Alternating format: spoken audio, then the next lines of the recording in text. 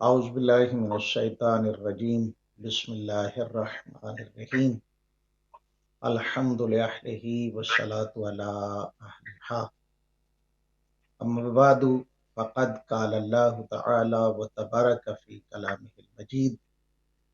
وفرقانه الحميد وقوله الحق بسم الله الرحمن الرحيم يا قوم استغفروا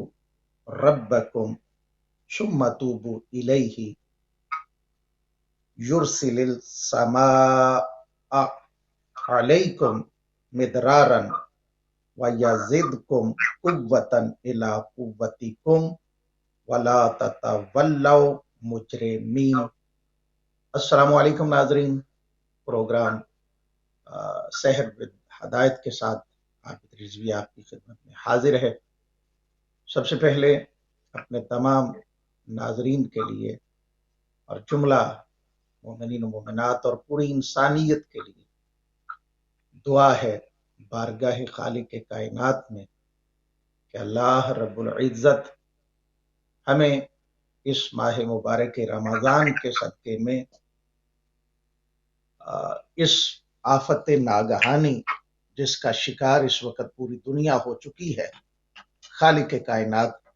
تمام انسانیت کو اس آفت سے محفوظ فرمائے۔ اس کے ساتھ ساتھ اپنے تمام ناظرین کو ماہ مبارک رمضان کے ان ایام کی، ان راتوں کی، ان دنوں کی مبارکباد پیش کرتا ہوں کہ جو خالق کائنات نے ایک نعمت کی صورت میں ہمیں عطا فرمائے ہیں کہ ہم ان ایام سے پوری طرح سے مستفید ہوں، پوری طرح سے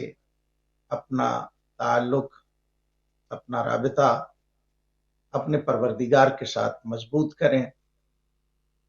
اپنی کمیاں، اپنے اندر جو کمزوریاں ہیں، ان کمیوں کمزوریوں کو ہم اپنے سے دور کر سکیں اور اپنے اندر خلوص پیدا کر سکیں۔ اس لیے کہ انسان کا جتنا خلوص بڑھتا جاتا ہے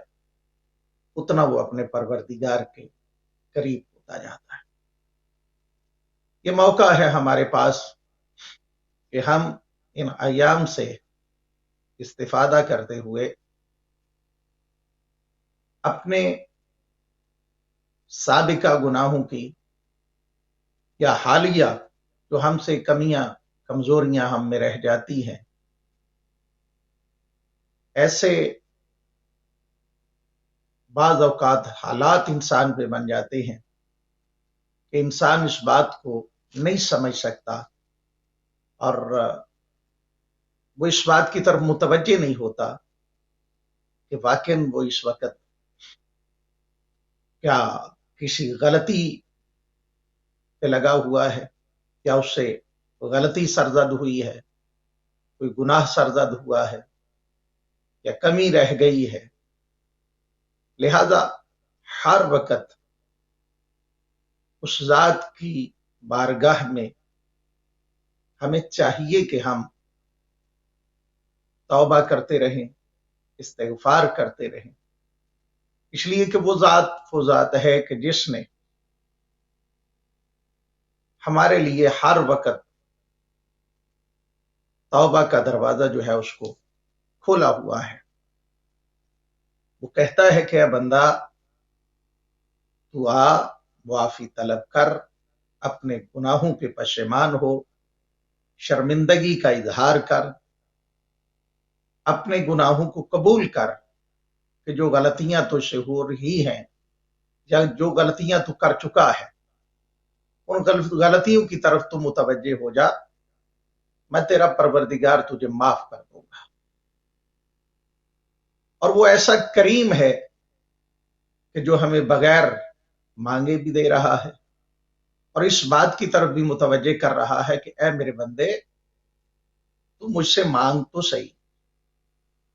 جتنا تو خلوص کے ساتھ مانگے گا उतना तेरा परवरदिगार तुझे अता करेगा। और मांगने के लिए कि जरूरी है कि जब इंसान परवरदिगार की बारगाह में दुआ करता है तो पैगंबर गिरामी सल्लल्लाहु अलैहि वसल्लम का फरमान, जो पैगंबर गिरामी सल्लल्लाहु अलैहि वसल्लम ने हजरत अबू जर से फरमाया था, उसमें फरमाया कि ए अबू जर, वो इंसान के जो दुआ करता है लेकिन अमल नहीं करता, वो गोया ऐसा है, उसकी मिसाल ऐसे है कि जैसे एक इंसान के पास तीर हो लेकिन कमान उसके पास ना हो। यानी जिस कमान के जरिए से उसने अपने तीर को निशाने पे पहुंचाना है, वो निशाने पे पहुंचाने के लिए, हदफ तक पहुंचाने के लिए उसके पास कमान का वसीला ही ना हो, तो चाहे जितना मर्जी वो तीर को संभाल के रखे, उसे उस वक्त तक कोई फायदा नहीं होता। इसी तरह हम अगर अल्लाह की बारगाह में दुआ करते हैं कि खालिक व मालिक हमारे गुनाहों को बख्श दे, हमारी गलतियों को बख्श दे, हमारी कोताहियों को बख्श दे, तो वो जात बख्शने के लिए तो तैयार है, लेकिन क्या हमने अपने आप को तैयार कर रखा है? क्या हम उस मयार पे पहुंच चुके हैं कि जब अल्लाह की बारगाह में हम तौबा करें, इस्तिगफार करें, तो वो जात हमें मुआफ करे? कुरान हकीम की एक आयत मजीदा को तिलावत करने का शर्फ हासिल किया है। सूरह मुबारका हूद की ये आयत है जिसे मैंने तिलावत करने का शर्फ हासिल किया, जिसमें खालिक कायनात ने इरशाद फरमाया, वया कौम इस्तगफिरू, ऐ कौम खुदा से इस्तिगफार करो।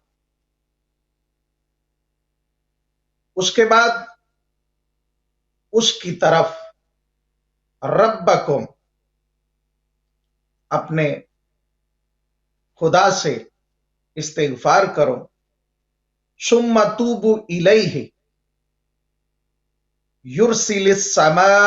अलैकुम मिदरारा, और इस तरह से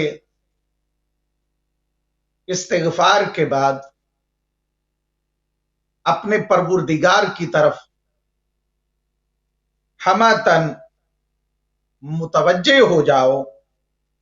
कि आसमान से मूसलाधार पानी बरसाए, वो जात कि जिससे इस्तिगफार कर रहे हैं। फिर आगे, वयज़िदकुम कुव्वतन इला कुव्वतिकुम, और फिर फरमाया तुम्हारी मौजूदा कुव्वत में कुव्वत का इजाफा कर देगा। यानी जो कुछ इस वक्त तुम्हारे पास मौजूद है, अगर चाहते हो कि तुम्हें और ताकत मिले,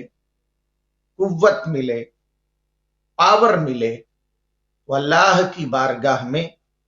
इस्तिगफार करो। फिर फरमाया, वला ततवल्लो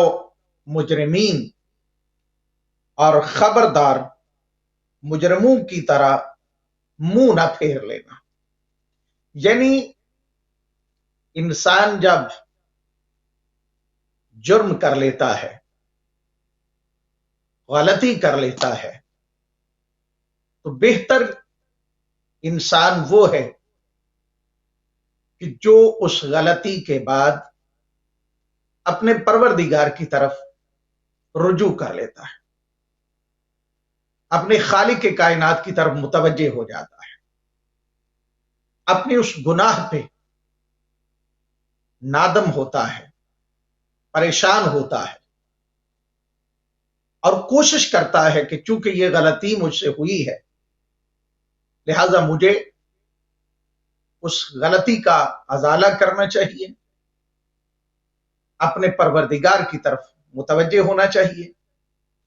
اور اپنے گناہوں کی معافی طلب کرنی چاہیے۔ لیکن اکثر اوقات ہوتا یہ ہے کہ بجائے اس کے حضرت انسان گناہ کرنے کے بعد توبہ کرے، وہ اپنے آپ کو مجرم سمجھ کے اور زیادہ ایک گناہ ہو جاتا ہے، پھر اس سے اگلا گناہ، پھر اس سے اگلا گناہ، پھر اس سے اگلا گناہ، اور نتیجہ یہ ہو جاتا ہے کہ وہ اپنی ذات میں استغفار کے، توبہ کے تمام دروازوں کو بند کر بیٹھتا ہے، یا سمجھتا ہے کہ میرے لیے اب معافی کا کوئی ذریعہ نہیں رہا، کوئی وسیلہ نہیں رہا، کوئی میرے لیے ایسا دروازہ نہیں ہے کہ جس کو میں کھٹکھٹاؤں گا تو وہ دروازہ میرے لیے کھل جائے گا۔ بہت خوبصورت انداز کے ساتھ اور بہت خوبصورت الفاظ استعمال کیے ہیں معصومین علیہ السلام نے۔ ظاہر ہے پیغمبر گرامی صلی اللہ علیہ وآلہ وسلم ارشاد فرماتے ہیں، من اکثر من الاستغفار جعل اللہ لہ من کل ہم فرجا ومن کل ضیق مخرجا ورزقہ من حیث لا یحتسب۔ پیغمبر گرامی صلی اللہ علیہ وآلہ وسلم فرماتے ہیں کہ وہ شخص، کیونکہ ماہ مبارک رمضان ہے تو کوشش یہی ان ایام میں رہی ہے اور کوشش یہی کی جاتی ہے کہ ہم اپنے سمیت اپنے تمام ناظرین، اپنے تمام دوست احباب، اپنے تمام فیملی ممبرز، ان کو اس بات کی طرف متوجہ کیا جائے، پریکٹیکلی طور پر بھی، اور دعوت بھی دی جائے کہ دیکھو ذات توحید نے ہمیں یہ ایام عطا فرمائے ہیں تو ان سے مستفید ہونا چاہیے۔ پیغمبر گرامی صلی اللہ علیہ وآلہ وسلم فرماتے ہیں، جو شخص زیادہ استغفار کرتا ہے تو پروردگار اسے ہر غم سے آسانی اور ہر تنگی سے آسائش نصیب فرماتا ہے۔ یعنی بندہ جب استغفار کرتا ہے تو ذات توحید اس کے غم کو دور کر دیتا ہے، اور ہر تنگی میں آسائش نصیب فرما دیتا ہے۔ یعنی جو انسان پہ ایام مشکل کے چل رہے ہیں وہ ایام بھی ٹل جاتے ہیں اگر انسان خلوص کے ساتھ استغفار کرنے والا ہو تو۔ اور پھر فرمایا، پیغمبر گرامی فرماتے ہیں، وَرِزْقَهُ وَرَزَقَهُ مِنْ حَيْثُ لَا يَحْتَسِبُ۔ اور پھر اس استغفار کا فائدہ یہ ہے، اس حضرت انسان کو جب یہ بارگاہ پروردگار میں توبہ کرتا ہے، استغفار کرتا ہے، اس کا فائدہ یہ ہے کہ اللہ اسے وہاں سے رزق عطا کرتا ہے کہ جس کا اسے گمان تک نہیں ہوتا۔ یعنی آپ دیکھیے کہ کس انداز سے معصومین نے ہمیں اس بات کی تشویق دلائی ہے کہ تیرے پاس اتنے مواقع ہیں حضرت انسان، تو ان مواقع کو کیوں ضائع کر رہا ہے؟ تو کیوں ان چیزوں کی طرف متوجہ نہیں؟ تجھے چاہیے کہ زندگی کے ایک ایک لمحے سے استفادہ کرے، ایک ایک سانس تیری جو ہے یہ اللہ کی نعمت ہے۔ اپنی زندگی کے ایک ایک لمحے کو اس طرح سے استعمال کر کہ جو تیری آخرت کا سامان جس میں اکٹھا ہو سکے۔ یہ دنیا کی تکلیفوں، یہ مصیبتوں کی طرف جب ان مشکلات اور مصیبتوں اور فقر و فاقہ سے تجھے آزمایا جاتا ہے تو اس سے گھبرا نہیں، بلکہ اس سے کوشش کر کے تیرا اور رشتہ تیرے پروردگار کے ساتھ مضبوط ہو۔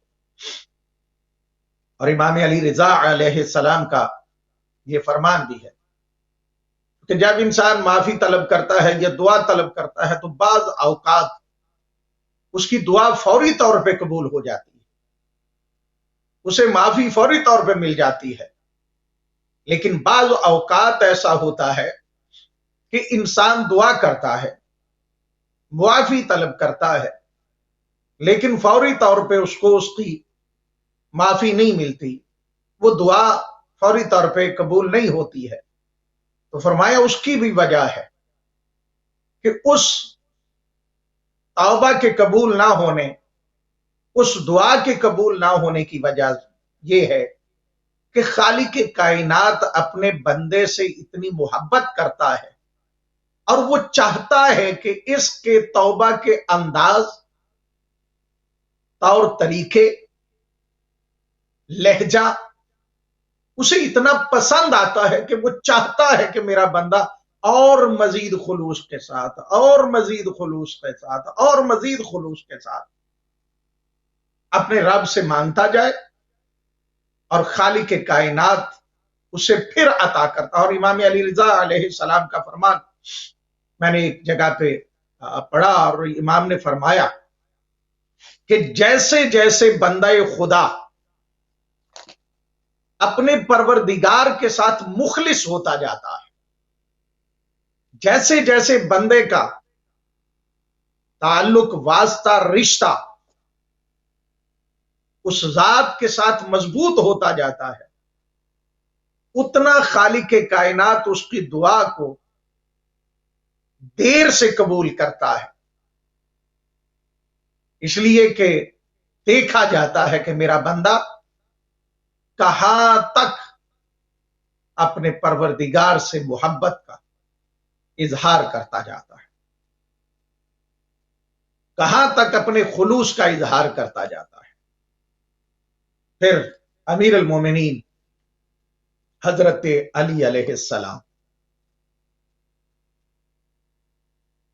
فرماتے ہیں کہ الاستغفار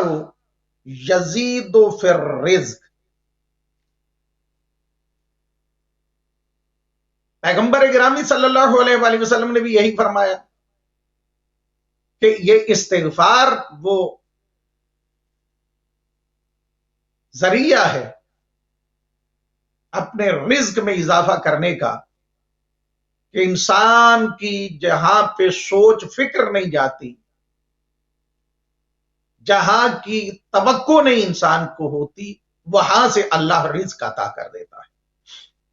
اور امیر المومنین حضرت علی علیہ السلام بھی فرماتے ہیں کہ استغفار، خالق کائنات نے جو استغفار کا ہمیں موقع دیا ہے، اس استغفار سے انسان کو نقصان نہیں ہوتا، یہ فائدہ ہی فائدہ ہے۔ جو خلوص کے ساتھ استغفار کرنے والا ہے، اللہ اس کے رزق میں اضافہ کرتا ہے۔ پھر پیغمبر گرامی صلی اللہ علیہ وآلہ وسلم ہی کا فرمان، پیغمبر گرامی فرماتا ہے خیر العبادت استغفار۔ انسان جہاں پہ باقی عبادات کو کرتا ہے، جیسے دعا کے حوالے سے فرمایا ہے کہ دعا مومن کا اسلحہ ہے، اور پھر فرمایا کہ یہ عمود الدین بھی ہے، عمود الدین، دعا دین کا ستون بھی ہے۔ اسی طرح فرمایا پیغمبر گرامی نے کہ استغفار بہترین عبادت ہے۔ اللہ کی بارگاہ میں توبہ کرنے والا، استغفار کرنے والا، کیونکہ وہ ہر وقت اللہ کے ساتھ ایک اس کا رابطہ رہتا ہے، جیسا کہ آج کل جب بھی کسی سے بات کی جائے، ہر زندگی میں آپ کے ہر قسم کے افراد نظر آتے، ان ایام میں آپ کو ایسے لوگ بھی نظر آتے ہیں کہ جو سارا سال آپ کو یا زندگی میں کبھی کبھار ایسے مواقع پہ آپ کو نظر آئے جہاں وہ بھی اپنے پروردگار کو یاد کر رہے ہیں، چاہے وہ دکھلاوے کے لیے ہو، چاہے وہ خلوص کے لیے ہو، کبھی کبھار، لیکن یہ خالق کائنات نے اس وقت ایسے حالات پیدا کر دیے ہیں کہ جو بندہ کبھی نام نہیں لیتا، وہ بھی جب آپ اس سے بات کریں تو ایک ہی جملہ کہتا نظر آتا ہے کہ دعا کریں کہ اللہ رب العزت ہمیں اس مصیبت سے چھٹکارا نصیب فرمائے۔ یعنی ہر بندہ اللہ اللہ کر رہا ہے، چاہے وہ کسی طرح سے بھی کر رہا ہے۔ کوئی بزنس کی وجہ سے کر رہا ہے کہ اس کا بزنس ٹھپ ہو گیا، کوئی کام کاج کی وجہ سے کر رہا ہے کہ روزی کمانے کے ذرائع ختم ہو گئے، کوئی کسی وجہ سے کر رہا ہے تو کوئی کسی وجہ سے۔ یہی ہر ایک انسان کی زبان پہ الفاظ ہے کہ پروردگار سے دعا کریں کہ خالق کی کائنات کسی طرح اس مشکل کو ہم سے دور کر دے، اس بیماری کو ہم سے دور کر دے، اور پوری انسانیت کو اللہ رب العزت محفوظ کر لے۔ تو جتنا ذکر، جیسے معصومین علیہ السلام فرماتے ہیں نا کہ اہل علم کی مجلس میں جتنی دیر بیٹھا جائے، جتنے لمحے انسان بیٹھتا ہے، وہ تمام لمحات اس حضرت انسان کی زندگی کے عبادت خدا میں شمار ہوتے ہیں۔ یہ چونکہ ایک اپنے اندر خود ایک بہت جامع موضوع ہے کہ ہمیں اپنی زندگی میں کہاں پہ بیٹھنا چاہیے، کیسی گفتگو، کن افراد کے ساتھ بیٹھنا چاہیے، ہمیں اپنا وقت کن کے ساتھ سپینڈ کرنا چاہیے، یہ ایک اپنے اندر علیحدہ موضوع ہے کہ اگر اس پہ بات کی جائے تو موضوع بات کسی اور طرف جو ہے وہ چلی جائے گی۔ تو پیغمبر گرامی صلی اللہ علیہ وآلہ وسلم فرماتے ہیں کہ یہ استغفار بذات خود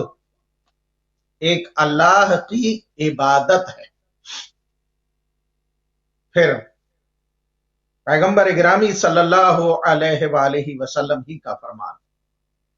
پیغمبر فرماتا ہے خیر الدعاء الاستغفار، کہ بہترین دعا، ایک جگہ پہ فرمایا کہ بہترین عبادت کا نام استغفار ہے، اور ساتھ ہی فرمایا کہ بہترین جو دعا ہے وہ ہے استغفار۔ پہلے انسان اپنے لیے استغفار کریں، پھر اپنے عزیز و اقربا کو بھی، پھر اپنے دوست احباب، پھر اپنے ارد گرد رہنے والے، پھر اپنے گاؤں، اپنے شہر، اپنے ملک، اپنی پوری انسانیت کے لیے حضرت انسان کو چاہیے کہ وہ استغفار کرے۔ جتنا یہ استغفار توبہ کا دائرہ وسیع کرتا جائے گا، اتنا اس کا رابطہ اپنے پروردگار سے مضبوط ہوتا جائے گا۔ ایک شخص अमीर अल-मोमिनीन हजरत अली अलैहिस्सलाम के सामने, अमीर कायनात के सामने आया और उसने कहा कि अस्तगफिरुल्लाह। ये उसके जुमले कहना थे कि मौला फरमाते हैं कि तेरी मां तेरे गम में बैठे, तुझे पता है कि ये इस्तिगफार किन लोगों का मकाम है, किस मर्तबे वाले लोगों का मकाम है कि वो कहें कि अस्तगफिरुल्लाह, इस्तिगफार। इन जुमलात को इस्तेमाल करें, इस जुमले को। वो अर्ज करने लगा, मौला आप फरमा दीजिए कि ये किन लोगों का मकाम है। तो अमीर अल-मोमिनीन हजरत अली अलैहिस्सलाम ने जो बात फरमाई, मैं आज की इस सुबह के प्रोग्राम में जो सहरी के वक्त हो रहा है, अभी थोड़ी देर के बाद हमारे नाज़रीन उठेंगे, तमाम मुसलमान उठेंगे यहां पे बिलखुसूस यूके के, और वो अपने सहरी का एहतमाम करेंगे। लेकिन वो नाज़रीन जो उठे हुए हैं, जाग रहे हैं, इबादत इलाहिया में मसरूफ हैं, उनको ये पैगाम देना चाहता हूं, और उनके लिए भी पैगाम है कि जो इसके बाद इस वीडियो को देखेंगे, इस रिकॉर्डिंग को देखेंगे, वो मेरे समेत हर कोई इस बात की तरफ मुतवज्जे। अमीर अल-मोमिनीन हजरत अली अलैहिस्सलाम से जब अर्ज किया गया कि मौला आप बताएं कि ये किन का मकाम है, तो मौला अमीर अल-मोमिनीन हजरत अली अलैहिस्सलाम फरमाते हैं कि अल इस्तिगफार दरजतुल इल्लियीन, ये इस्तिगफार बुलंद मंजिलत लोगों का मकाम है, ये इल्लियीन की का मकाम है। वाहु वस्मुन वाक़िउन अला सित्तते माआन।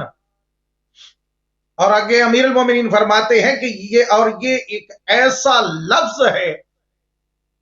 यानी लफ्ज इस्तिगफार, जो 6 बातों पर मुश्तमिल है, यानी 6 क्वालिटीज, 6 क्वालिटीज जिस इंसान के अंदर पाई जाए, उस इंसान का हक बनता है कि वो ये लफ्ज को इस्तेमाल करे। अर्ज करने लगा, मौला कौन सी 6 सिफात है, वो कौन सी 6 क्वालिटीज हैं कि जो जिस इंसान के अंदर पाई जाए वो हक रखता है कि वो कहे इस्तिगफार, अस्तगफिरुल्लाह। जब ये जुमले अर्ज किए गए तो अमीर अल-मोमिनीन हजरत अली अलैहिस्सलाम फरमाते हैं,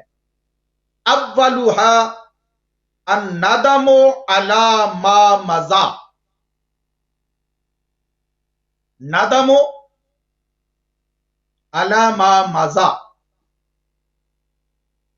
अमीर अल-मोमिनीन हजरत अली अलैहिस्सलाम फरमाते हैं कि अगर कोई चाहता है कि वो इस्तिगफार कहे, तो उसके लिए पहला अमल जो है वो ये जरूरी है कि वो जो कर चुका है उस पे नादिम हो। बड़े खूबसूरत ये जुमले हैं, और इनकी जैसे जैसे तफसील बयान की जाए और जिंदगी के वाकयात और मासूमीन अलैहिस्सलाम की सीरत तैयबा से अगर इस्तिफादा किया जाए, और मैं कोशिश करूंगा कि चंद एक जुमले, चंद एक वाकयात अपने नाजरीन की खिदमत में अर्ज किए जाए कि आले पैगंबर हमसे क्या चाहते हैं, वो हमारे लिए क्या कुछ चाहते हैं कि हमारा मानने वाला, हमसे मोहब्बत करने वाला, हमारी मोहब्बत का दम भरने वाला, وہ ہمارے لیے کیا کر رہے ہیں اور ہم سے کیا چاہتے ہیں کہ جو ہم سے محبت کر رہا ہے وہ کیسا ہونا چاہیے اور اسے کیا کرنا چاہیے. آگے وَالثَّانِي عزم علی ترک العود الیہ ابدا. مولا امیر المومنین حضرت علی علیہ السلام فرماتے ہیں کہ جو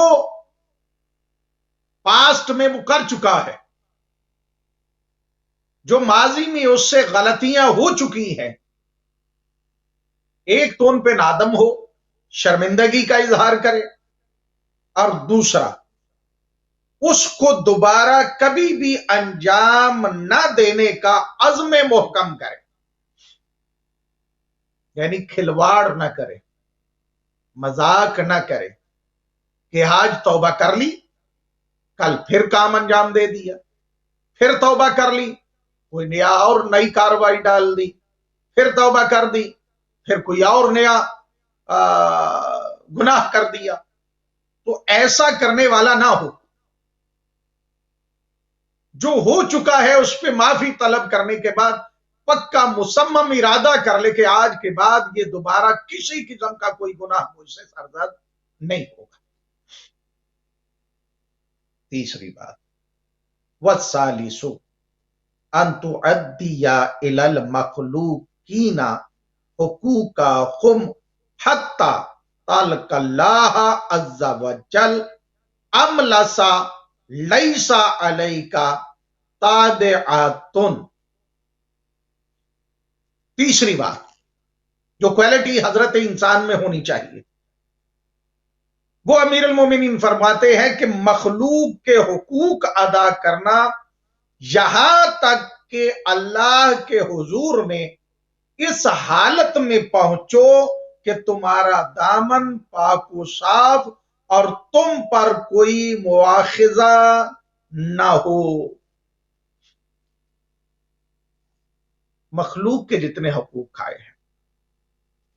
والدین کے حقوق کھائے ہیں، بہن بھائیوں کے حقوق کھائے ہیں، یتامہ و مساکین کے حقوق کھائے ہیں، بیوگان کے حقوق کھائے ہیں،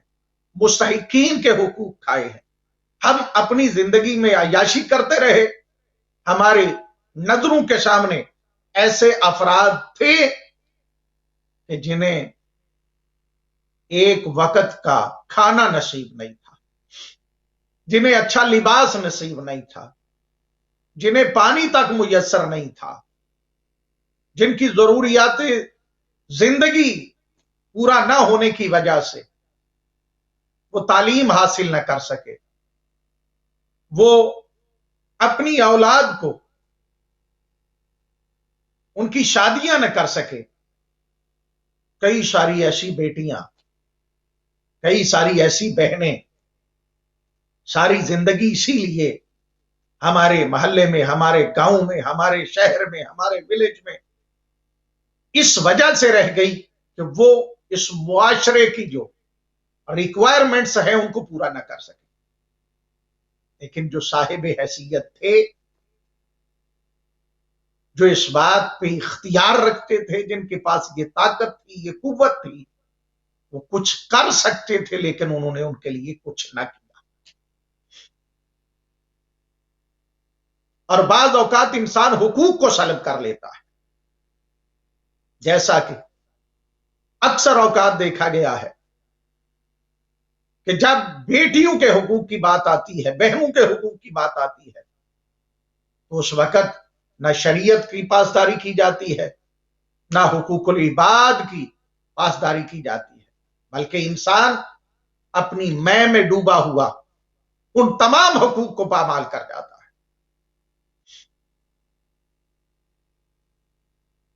جو شریعت نے جس کو حق ادا جو ہے وہ جس کا کہ حق کا تعین کر رکھا ہے، اس کے حق کو ادا کرنا چاہیے. والدین کا حق، اگر ہم اس بات کو سوچتے ہیں کہ ہم نے تھوڑا سا مال دے دیا، ہم نے زندگی میں ان کی خواہشات کو پورا کر دیا، چند ایک خواہشات کو، تو ہم نے ان کا حق کو ادا کر دیا؟ ایسا ہرگز نہیں ہے۔ امام صادق آل محمد علیہ السلام کے پاس ایک شخص آ کے کہتا ہے کہ مولا میں اپنی والدہ کی بہت زیادہ خدمت کرتا ہوں، میں ان کی بیماری کی حالت میں ان کے تمام معاملات کو میں خود کرتا ہوں، ساری دیکھ بھال میں ان کی کرتا ہوں، تو کیا مولا میں نے اپنی ماں کی اس جو ہے وہ خدمت کر کے اس کے حق ادا کر دیا ہے؟ تو معصوم فرماتے ہیں کہ اس ماں نے کہ جس نے تجھے اپنے پیٹ میں رکھا، تو اس پیٹ میں رکھے ہوئے ایک لمحے کی بھی قیمت ادا نہیں کر سکتا۔ ہاں حضرت انسان، ہم کیوں اس بات کی طرف متوجہ نہیں ہوتے؟ باپ کے بھی بڑے سارے ہم پہ حق ہیں۔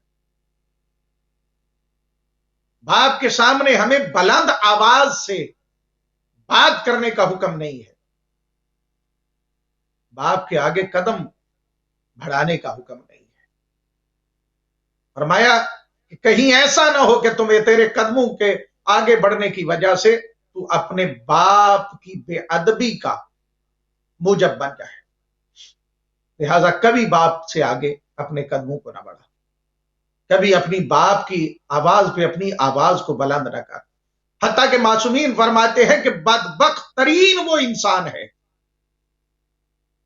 کہ جو اپنے والدین کے ڈیمانڈ کرنے کے بعد ان کی حاجت کو پورا کرتا ہے، معصوم کی نظر میں بدبخت انسان ہے۔ موقع ہی نہ دیا جائے، حتیٰ کہ معصوم فرماتے ہیں، میں چلے یہ بات کئی مرتبہ مجالس میں اس بات کو میں عرض کر چکا، لیکن آج اس صبح کے وقت دوبارہ ریپیٹ کر دیتا ہوں۔ معصوم فرماتے ہیں کچھ نہیں نہ کر سکتے ہو اپنے والدین کے لیے تو ایک کام ضرور کیا کرو۔ والا کون سا؟ فرمایا جب بھی تمہیں پیاس لگے تو یا ماں سے پانی طلب کیا کرو یا باپ سے طلب کیا کرو۔ اب انسان کے ذہن میں آئے گا یہ تو گستاخی نہیں ہو جائے گی کہ اپنے میں والدین سے پانی طلب کروں، میں بیٹھا رہوں اور ماں سے کہوں جا کے مجھے پانی لا کے دے، باپ سے کہوں کہ مجھے پانی لا کے دے؟ فرمایا کوئی احسان نہیں نہ کر سکتے تو یہ بھی تیری بہت بڑی نیکی ہے اپنے ماں باپ پر کہ پانی طلب کر، یہ نہیں کہ ماں میرا یہ کام کر، میرا باپ وہ کام کر، یہ پانی کی طرف متوجہ کیا ہے۔ فرمایا کہ پانی جب تو پلائے گا تو پانی پلانے والے کو اللہ جو نیکیاں عطا کرتا ہے، تو پانی مانگ کے وہ نیکیاں ٹرانسفر کر رہا ہے اپنے والدین کی حیات طیبہ میں، اپنے والدین کی زندگی میں، ان کا جو نامہ اعمال کا دفتر ہے اس میں ان نیکیوں کو درج کروا رہا ہے۔ وہ تجھے پانی پلائیں گے، اللہ پانی پلانے کے بدلے میں جو نیکیاں ہیں وہ تیرے والدین کے نامہ اعمال میں لکھ دے گا، لیکن تجھ پہ حقوق بہت زیادہ ہے اور تو نے ان حقوق کا خیال بھی رکھنا ہے۔ آگے معصوم نے جو چوتھی بات فرمائی، مولا فرماتے ہیں کہ ان تعمد الی کل فریضۃ علیک ضیعتها فتؤدی حقها۔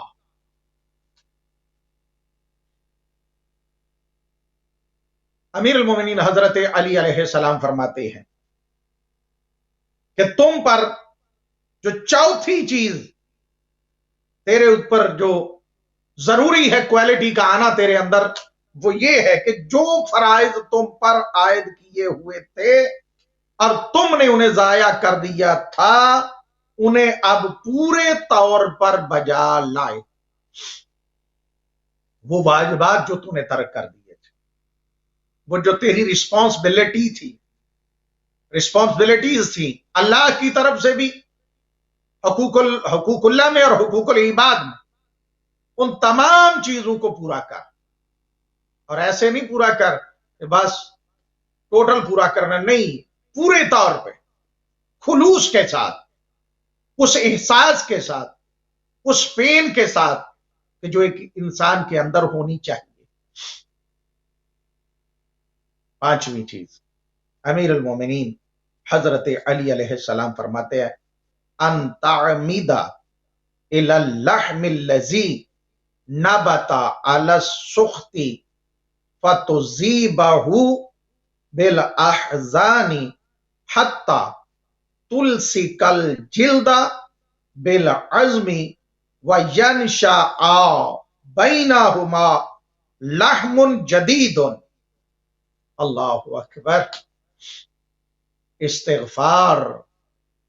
کہنے سے پہلے، استغفر اللہ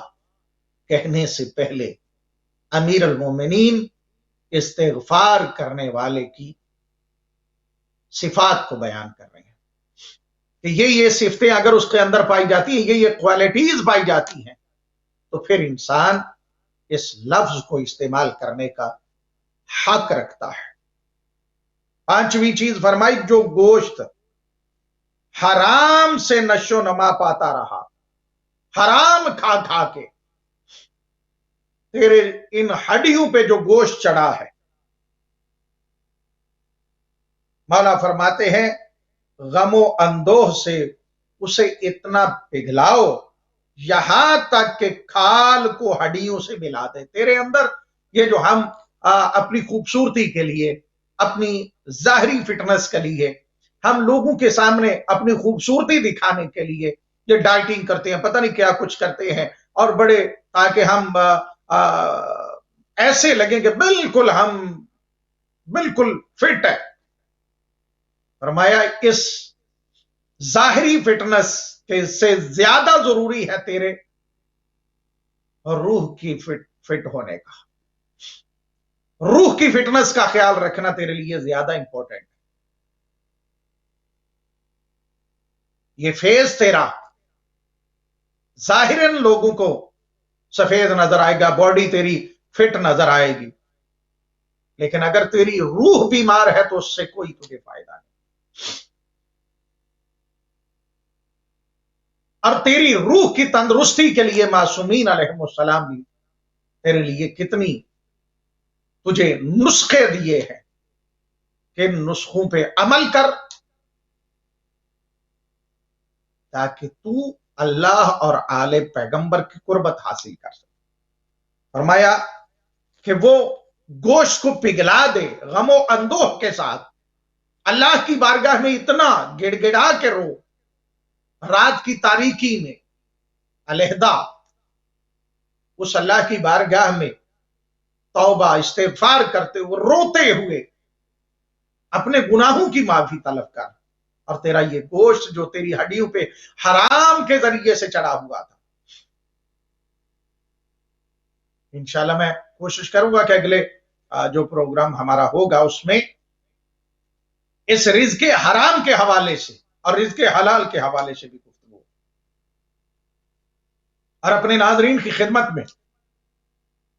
یہ عرض کرنے کی کوشش کروں گا کہ رزق حلال کے کیا فوائد ہیں اور حرام کے کیا نقصانات۔ فرمایا کہ وہ گوشت پگھل جائے، تیری کھال تیری ہڈیوں کے ساتھ چپک جائے، پھر سے ان دونوں کے درمیان نیا گوشت پیدا ہو، اور پھر حلال کے ذریعے سے تیرے اندر جو چیزیں جائیں۔ میں یہاں پہ ایک واقعہ چھوٹا سا میرے ذہن میں آ گیا، میں ایک کتاب پڑھ رہا تھا تو وہاں بھی عالم دین کا واقعہ میری نظر سے گزرا، اور وہ کچھ اس طرح سے تھا کہ ان عالم دین کی جو شادی ہوئی، پہلے تو وہ شادی کرنا نہیں چاہتے تھے کسی بھی وجوہات کی بنا پر، لیکن پھر ان کی جب شادی ہوئی تو رشتہ جو ملا وہ کسی صاحب حیثیت بادشاہ ٹائپ بڑے گھر کا رشتہ ملا۔ رشتہ ہو گیا تو 40 دن تک شادی کے بعد انہوں نے اپنے جو ازدواجی تعلقات تھے ان کو قائم نہ کیا۔ اب بیگم اپنی جگہ پہ پریشان، پتہ نہیں مجھے پسند ہی نہیں وہ فرماتے کہ جن کے ساتھ میری شادی ہوئی ہے، ایک بندہ عبادت گزار ہے، ایک بندہ मुत्तकी है, एक बंदा परहेजगार है, लेकिन बावजूद शादी के उनका कोई आपस में रिश्ता कायम नहीं था। तो उसने अपने बाबा से शिकायत की कि आप कम अज कम इनसे ये तो पूछे कि क्या मुझसे कोई शिकायत है, मुझसे कोई गलती हुई, मुझ में कोई कमी कमजोरी है, या मुझे ये पसंद ही नहीं फरमाते। तो अगर ऐसी कोई बात है तो फिर शादी करने की जरूरत क्या थी, ये शादी ही ना करते। तो उनके ससुर ने उनको बुलाया और बुला के कहा कि बंदे खुदा, तू बड़ा इबादत गुजार है, तेरी इबादतों पे तेरा तकवा जो है वो बहुत मशहूर है, तू अपने इबादत में मसरूफ रहता है, अपने परवरदिगार के साथ तेरा एक खास राबिता है। तेरी जिंदगी में कोई ऐसी चीज मुझे जाहिरन नजर नहीं आती कि जिस पे एतराज किया जा सके कि तुझ में ये कमी है, तुझ में ये कमी है। तू एक नेक इंसान है, इबादत गुजार इंसान है, लेकिन मुझे एक तो बात तो बता कि मेरी बेटी का कसूर क्या है। उन्होंने कहा जी कि मैं कोई क्या अपनी बेटी के आपकी बेटी के साथ कोई किसी किस्म की कोई ज्यादती नहीं की। फरमाया अगर तूने अपनी जौजा के साथ ऐसा ही रवैया इख्तियार करना था तो शादी क्यों की। अल्लाह अकबर, ये जुमला हर वक्त मेरे जहन में भी रहता है। उन्होंने कहा कि आपको शायद इल्म नहीं, मैं उन तमाम हुदूद व क़ुयूद के अंदर अपनी जिंदगी को गुजार रहा हूं कि जिन हुदूद व क़ुयूद के अंदर रह के जिंदगी गुजारने का मेरे परवरदिगार ने मुझे हुक्म दिया, और मैं कोशिश करता हूं कि मेरी जिंदगी के लम्हात इस तरह से गुजरे कि मेरी जिंदगी में कभी ऐसा मौका ना आए कि जिसकी वजह से मुझे शर्मिंदगी उठाना पड़े अपने अल्लाह की बारगाह में। बंदा खुदा, क्या वजह है कि मेरी बेटी ने ये मुझसे कहा है कि बाबा अगर उनको मुझ में किसी किस्म की कोई कमी है या मुझे वो इस बात को नापसंद करते हैं कि मैं उनके घर में रहूं या उनके साथ मामलात और ताल्लुकात को जो है वो कायम रखूं, तो फिर वो मेरे साथ ऐसा सलूक क्यों कर रहे हैं, उनसे पूछिए। तो मुझे ये बता दें कि क्या वजह है कि आपके अपनी जौजा के साथ वो ताल्लुकात नहीं है कि जो एक शौहर और जौजा के होने चाहिए। तो जो जुमला उन्होंने कहा वो मैं अपने नाजरीन की खिदमत में अर्ज करना चाहता हूं, इस वजह से कि ये जो बात अमीरुल मोमिनीन हजरत अली अलैहिस्सलाम ने की है, मैं इसकी इतनी ज्यादा मिसालें हैं कि मासूमीन अलैहिस्सलाम की हयात तैयबा में इतनी मिसालें मासूमीन ने बयान फरमाई है कि उनसे भी इस्तेफादा किया जा सकता है। जब ये जुमला कहा ना कि क्या वजह है, उन्होंने कहा असल में वजह यह है कि जिस दिन मैं शादी के लिए, जिस दिन मेरी शादी थी तो सुबह में जिस तरह लोग मॉर्निंग वॉक के लिए निकलते हैं, वो कहते हैं कि मैं चहलकदमी करते हुए रास्ते पे चल रहा था तो अचानक मेरी नजर पड़ी तो रास्ते में एक चने का दाना, ये भुना हुआ चना जैसे कहते हैं आप, वो चना का दाना पड़ा हुआ था। तो मैंने देखा कि रिज्क़ इलाही जो है वो जमीन पे पड़ा हुआ, मैंने उसे उठा के मैंने उसे दाएं बाएं देखा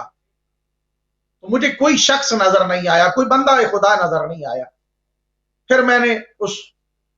दाने को चबा लिया कि बजाय इसके जाया किया जाए इसको खा लिया।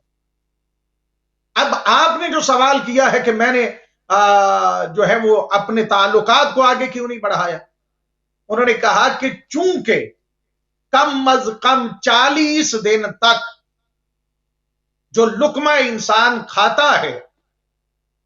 वो इंसान के बदन में, मैदे में, जिस्म में 40 दिन तक उस लुकमे का असर रहता है। तो मैंने चूंकि जो चना खाया था मुझे नहीं पता है कि वो किसका था और ना मैंने किसी से इजाजत तलब की थी, इसलिए मैंने उस चने को खाने के बाद अगले मामलात जो है उनको तय नहीं किया کہ کہیں ایسا نہ ہو کہ اس جو بغیر اجازت کے میں نے چنے کا دانہ کھایا ہے کہیں اس کا اثر میری آنے والی نسل میں منتقل نہ ہو جائے کہ جس کی وجہ سے مجھے شرمندگی اٹھانا پڑے۔ اب غور فرما لیجیے، اسی طرح ایک عالم دین کا واقعہ جو ہے وہ بھی بیان کیا جاتا ہے کہ بیوی جو تھی وہ بھی عبادت گزار تھی، شوہر بھی عبادت گزار تھا، لیکن ان کے بیٹے نے ایک ماشکی جو پانی لے کے جا رہا تھا اس کی مشک میں تیر مارا اور مشک کو چھید دیا۔ جب پانی سارا بہ گیا تو اس نے پوچھا کہ یہ کس کا بچہ تھا؟ لوگوں نے بتایا فلاں عبادت گزار کا بچہ تھا۔ ان کے دروازے پہ وقت نہیں اتنا کہ میں اس کی ڈیٹیل کو بیان کروں، اختصار کے ساتھ کہ ہمیں کس طرح سے بچنا چاہیے حرام کھانے سے۔ جب آ کے ان کو بتایا، دروازے پہ دستک دی، بعد سلام، دروازہ کھولنے کے بعد سلام دعا کے بعد پوچھا کدھر آئے ہو؟ کہا آپ کے بیٹے نے یہ عمل کیا ہے۔ تو انہوں نے کہا کہ میرا بیٹا ایسا عمل نہیں کر سکتا، اگر کیا ہے تو میں اس کو دیکھتا ہوں، اپنی زندگی کو دیکھا تو زندگی میں کوئی ایسا عمل نہیں تھا کہ جس کی وجہ سے انہیں اس طرح کا خمیازہ بھگتنا پڑتا۔ چونکہ اس لیے کہ پیغمبر فرماتے ہیں الوالد سر لابی، کہ بیٹا اپنے والد کے رازوں کا امین ہوتا ہے۔ انہوں نے کہا اچھا آپ ٹھہرو، لمبا واقعہ ہے، میں اختصار سے بیان کرنے لگا۔ میں اس کی ماں سے پوچھا، کہا کہ جب سے تو میرے گھر میں ہے میں نے تیری زندگی میں کوئی ایسا لمحہ نہیں دیکھا کہ جس میں تو نے پروردگار کے حدود و قیود، اس کے جو بتائے ہوئے اصول و سسٹم ہے اس سسٹم کو کسی طرح سے توڑا ہو، عبادات میں کسی طرح سے ایسی کوئی کمی بیشی ہوئی ہو۔ میں نے تیرے کردار میں، تیری سیرت میں کوئی ایسا لمحہ نہیں دیکھا، لیکن پریشان اس لیے ہوں کہ ہمارے بیٹے نے ایسا کیا ہے۔ تو ماں نے کہا اس نے ایسا ہی کرنا تھا۔ علماء بیان فرماتے ہیں کہ اس بزرگ عالم دین نے، عبادت گزار نے پوچھا کہ کیوں ہمارے بیٹے نے ایسا کیا؟ اس نے کہا اس لیے کہ جب یہ میرے وطن میں تھا، میں ایک مرتبہ بازار میں گئی تو وہاں پہ میرا دل چاہا کہ میں انگور جو ہے یہ جو ہے کیا کہتے ہیں کہ انار، اسے خریدوں، اور میرا جی چاہا۔ تو جب میں وہاں پہ ریڑی پہ یا جہاں پہ پڑے ہوئے تھے انار وہاں پہ گئی تو میں نے میرے ذہن میں ایک خیال آیا کہ پتہ نہیں یہ کھٹے ہیں یا میٹھے ہیں۔ تو میں نے اپنی یہ چھوٹی انگلی کے ناخن کو اس انار میں مار کے چوسا تاکہ مجھے پتا چل جائے کہ یہ کھٹا ہے یا میٹھا ہے۔ تو کہنے لگی کہ جب میں نے ناخن مارا تھا تو میں نے اس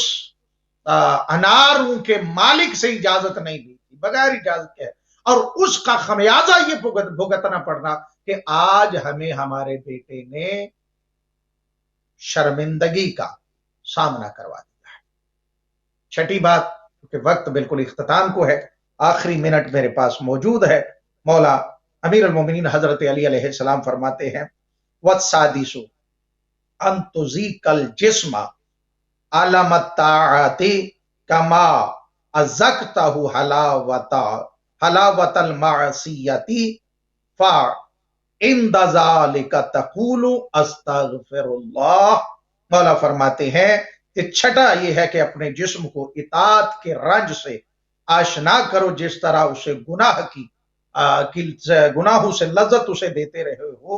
اور جب یہ سب کر لو تو پھر کہو استغفر اللہ۔ جب یہ ساری کوالٹیز آ جائیں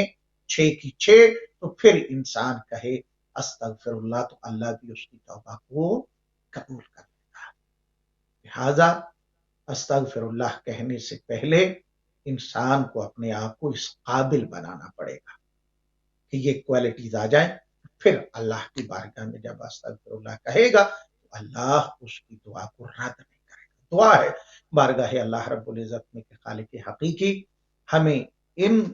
جو کوالٹیز امیر المومنین نے فرمائی ہے ان پہ عمل، اور باقی بھی جو اللہ کا حکم احکام ہے، جو معصومین علیہ السلام کی حیات طیبہ ہے، سیرت ہے، جو ان کے اقوال ہے، فرامین ہے، ان پہ عمل کرتے ہوئے اپنی زندگی کو گزارنے کی توفیق عطا فرمائے، اور جیسے پروردگار چاہتا ہے ویسا عبد خدا بن کے ہمیں زندگی گزارنے کی توفیق عطا فرمائے. اگلے پروگرام میں انشاءاللہ پھر آپ سے ملاقات ہوگی. تب تک کے لیے خدا حافظ.